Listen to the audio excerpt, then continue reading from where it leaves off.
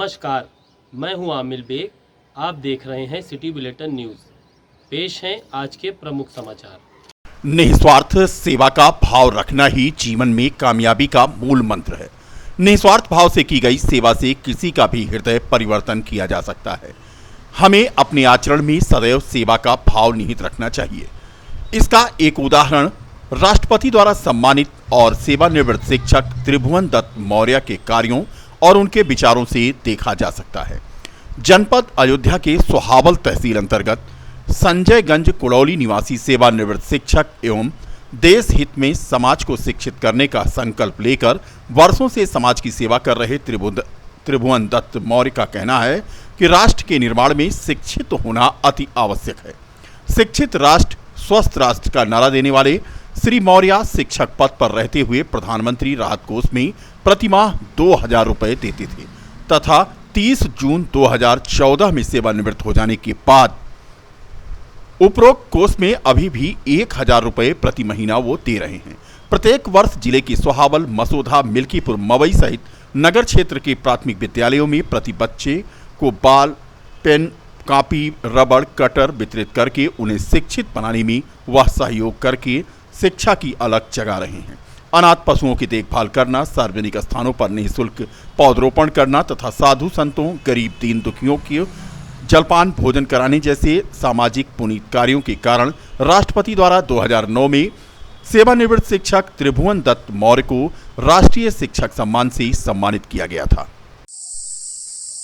मैं 2009 में महामहिम राष्ट्रपति द्वारा नेशनल अवार्ड टू टीचर से सम्मानित किया गया।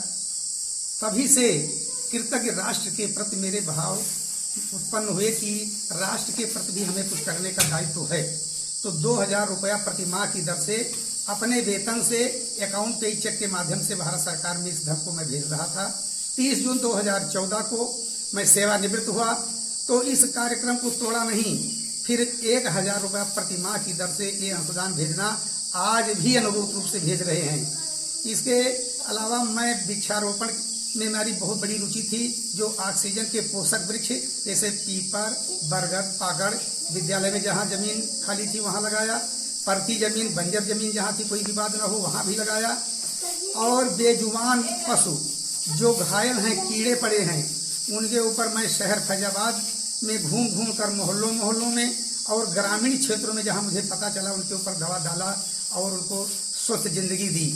मैं वर्ष में एक बार ऐसे लोग जो बहुत ही गरीब परिवार से आते हैं उनको एक अंग वस्त्र और भोजन दे करके जो मेरे खर्चे के अधीनस्थ बात आती है उस तरह से कम 200-300 लोगों को उनकी पीड़ा दूर करने का प्रयास करते रहते हैं।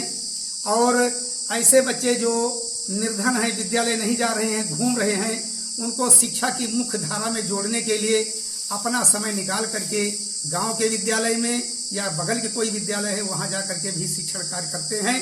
किसी से कुछ नहीं, जबकि जिसकी बच्चे के पास कॉपी ना हो, पेंसिल ना हो, उसको तत्काल मुहैया कराने का प्रयास करते हैं। इस शिक्षा का अलख जो भारत सरकार ने जगाया है वो कहीं धूमिल न हो, उसमें और निरंतर वृद्धि होती रहे और समाज जो है विकास के पथ पर अग्रसर होता रहे। क्योंकि शिक्षा वो शेरनी का दूध है जो पिएगा वही दहाड़ेगा, ऐसा हमारे महापुरुषों ने कहा है। उसी चीज को मेरे मानस पटल पर छपी रहती। चूंकि शिक्षा जगत में 42.5 साल नौकरी करने के उपरांत मैं सेवानिवृत्त हुआ हूँ, लेकिन इस अलख को ऐसा घी और तेल डालते हैं कि जो कभी बुझे ना, जो लपक है उसको कभी उस लौ को बुझा न सके। यही मेरा अपना मानना है। क्या नाम है गुरुजी आपका? हमारा नाम है त्रिभुवन दत्त मौर्य, रिटायर प्रधानाध्यापक, प्राथमिक विद्यालय गौरा ब्रह्मनाम शिक्षा क्षेत्र सोहावल, जनपद अयोध्या, यूपी। राज्य कर्मचारी संयुक्त परिषद उत्तर प्रदेश जनपद शाखा अयोध्या के बैनर तले पुरानी पेंशन बहाली को लेकर आज एक प्रेस कॉन्फ्रेंस आयोजित की गई, जिसका संचालन राज्य कर्मचारी संयुक्त परिषद के प्रवक्ता डेनियल भारती ने किया। पत्रकारों से बात करते हुए राज्य कर्मचारी संघ के जिलाध्यक्ष अरविंद कुमार सिंह ने बताया कि आगामी 5 जून को बहराइच से चलकर अयोध्या पेंशन रथ यात्रा पहुंचेगी, जिसका केंद्र सरकार के संगठन रेलवे, NJCA, आयकर विभाग, कलेक्ट्रेट मिनिस्ट्रियल कृषि विभाग, उद्यान विभाग, लोक निर्माण विभाग, श्रम विभाग, व्यापार कर विभाग तथा पेंशन यात्रा का अन्य विभाग मिलकर स्वागत करेंगे। उसके बाद एक जनसभा होगी जिसमें पुरानी पेंशन बहाली के लिए चर्चा की जाएगी। पुरानी पेंशन रथ यात्रा बहराइच से होते हुए अयोध्या जनपद में प्रवेश करेगी 5 जून 2023 को, और उसके उपरांत प्रेस वार्ता किया जाएगा और प्रेस वार्ता के बाद कर्मचारी की सभा को 11 सदस्यीय टीम द्वारा संबोधित किया जाएगा। इसका उद्देश्य कर्मचारियों की बहुत पुरानी मांग है, आज लगभग 17 वर्ष पुरानी, 18 वर्ष पुरानी मांगे चल रही हैं पुरानी पेंशन बहाल करने के लिए। चूँकि कर्मचारी अपने 60 साल की उम्र के बाद जीवन जीने में उसको बहुत ही कठिनाइयाँ दिखाई दे रही हैं। कर्मचारी संगठन रेलवे, एनजेसीए और आयकर विभाग, राजस्व विभाग, लेखपाल, उद्यान विभाग, कृषि विभाग, विकास भवन के, कलेक्ट्रेट मिनिस्ट्रियल के एवं 2 दर्जन लगभग कर्मचारी संगठन यहाँ जो कार्यरत हैं, सिंचाई विभाग एवं अन्य संगठन, वो हमारे साथ हैं पेंशन के मामले पर। और कर्मचारियों की बहुप्रतीक्षित एक ही मांग है, पुरानी पेंशन। पुरानी पेंशन बहाली के लिए कर्मचारियों में जागरूकता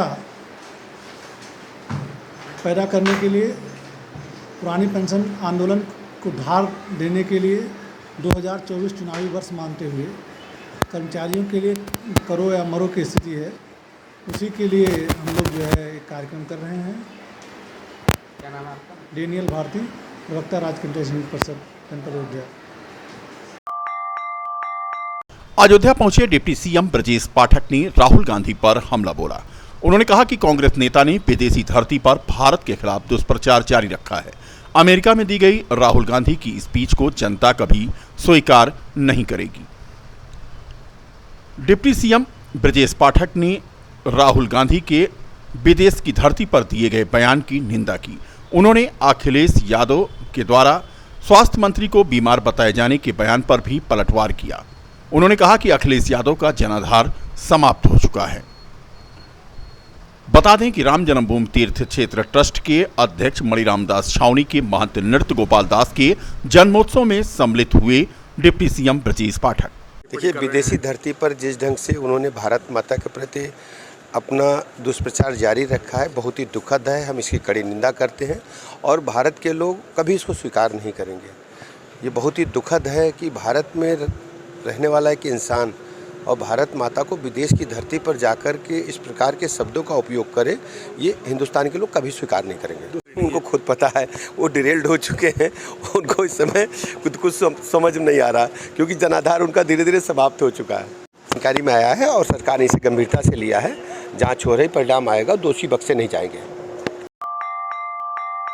शहर के एक स्थानीय होटल में इंडिया इंश्योरेंस कंपनी लिमिटेड मंडल कार्यालय में एक विदाई समारोह का आयोजन किया गया, जिसमें सहायक प्रबंधक पद से डीके सिंह के सेवानिवृत्त होने पर विभागीय कर्मचारियों ने बुके, साल, माला आदि पहना करके उन्हें भावभीनी विदाई दी। विदाई समारोह में अलग अलग जनपद से पहुंचे सभी कार्यकर्ताओं और अधिकारियों ने कर्मचारियों के साथ भरे मन से उन्हें विदाई दी, साथ ही उनके उज्जवल भविष्य की कामना की। विदाई समारोह कार्यक्रम में मौजूद पवन यादव ने बताया कि आज डीके सिंह सेवानिवृत्त हो रहे हैं, इसका उन्हें कष्ट है। उनको दिशा दिखाने में और समझाने में उनकी भूमिका हमेशा अच्छी रहती थी। उन्होंने कहा कि आज विदाई समारोह में उन्हें खुशी जहां है, वहीं उनके उज्जवल भविष्य की वो कामना करते हैं। हमारे गुरु श्री डीके सिंह जी का विदाई समारोह का कार्यक्रम था, जिनके सानिध्य में हम बीमा कंपनी में आए और मेहनत किए। उसके उपरांत जो है इतनी बड़ी उपलब्धि हमको हासिल हुई, इस United India insurance company limited की ही देन है। ये उज्जवल भविष्य की हमेशा से शुभकामना ही रहेगी। आगे भी कंपनी के प्रति ज़्यादा से ज़्यादा जिस प्रकार से ये सहयोग करते रहेंगे, आगे भी ये सहयोग ही करेंगे, हम लोगों की मदद ही करेंगे। इनका कार्यकाल बहुत अच्छा, बहुत सुंदर। और सबसे अच्छी ये बात है कि गुरुजी की हमारे कि ये हमेशा टाइम के पाबंद ही रहे हैं। अगर किसी ने इनको सुबह 4 बजे बुलाया तो ये 3:45 बजे ही उपस्थित हो जाते थे, क्योंकि इनको बिजनेस लेना था और उस बिजनेस के माध्यम से कंपनी को आगे बढ़ाना था। बहुत अच्छा, बहुत खुशी की बात है। लेकिन एक तरफ हमको कष्ट भी है कि जो हमको दिशा दिखाते थे, समझाते थे, बताते थे, आज वो जो है अब कल से जो है रिटायर हो गए। और इस कड़ी में हमको एक कष्ट भी है, लेकिन एक खुशी भी है कि चलिए इतना समय गुरुजी के आशीर्वाद से ठीक ठाक रहा हमारा। जी, पवन यादव। तो हमारे लिए हमारी पहचान जो कुछ भी है वो यूनाइटेड इंडिया है। यूनाइटेड इंडिया ने हमें इस मुकाम तक पहुंचाया। आज मैं सहायक प्रबंधक विकास के पद से सेवानिवृत्त हो रहा हूं, इसमें और वो भी बेदाग, जो कि हमें इतने कार्यकाल में हमारे CMD साहब भी, उनके द्वारा भी हमें प्रशस्ति पत्र ट्रॉफी दी गई 2013 में, जो कि इस हमारे क्षेत्रीय कार्यालय लखनऊ के अंतर्गत हमें पहला अवार्ड मुझे मिला था, वो भी दिल्ली में। तो ये हमारे इसी कार्यों का केवल हमें फल मिला कि जो मैंने अपनी निष्ठा ईमानदारी के साथ जो कार्य किया, ऐसे ही मैं लोगों से भी अपेक्षा करता हूं। मैं अपने कंपनी के और भी जो हमारे अधिकारी सहपाठी जो भी हैं, सबसे मैं यही आशा करता हूं कि ये लोग अगर इसी निष्ठा ईमानदारी से कार्य करेंगे तो संस्था को कभी सर नहीं झुकाना पड़ेगा, आपको भी सर नहीं झुकाना पड़ेगा, व्यवसाय की कभी कमी नहीं महसूस होगी और आप अच्छे से अच्छे कार्यों को बहुत आसानी से सुचारू रूप से दिलीप DK सिंह, लोग शार्ट नाम से यहाँ जानना शुरू कर दिए। वैसे मेरा नाम दिलीप कुमार सिंह है। मेरे